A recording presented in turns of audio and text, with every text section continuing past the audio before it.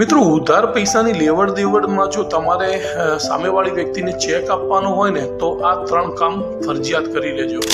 કારણ કે આ 3 કામ કરવાથી તમારી જે ઉધાર લેણી રકમ આપવાનો જે સમય છે તે પહેલાં આ ચેકનો મિસયુઝ નહીં થાય.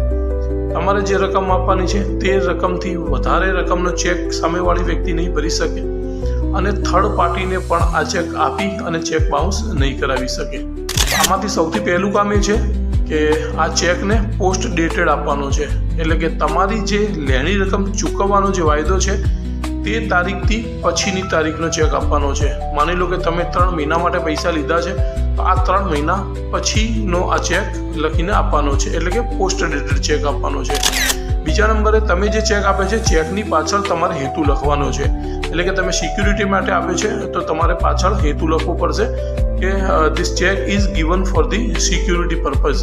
કેટલા રૂપિયા માટે આપે છે તો કે 1 લાખ રૂપિયા માટે આપે છે તો 1 લાખ રૂપિયા લખવાના છે.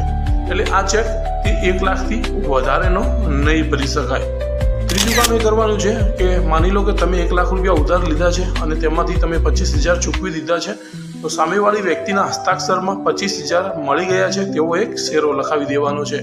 એટલે કે ભવિષ્યની અંદર જો તમારી વિરુદ્ધમાં 138નો કેસ દાખલ થાય તો 75,000નો જ કેસ દાખલ થઈ શકશે, નહીં કે 1 લાખ કે 1 લાખથી ઉપરની રકમનો.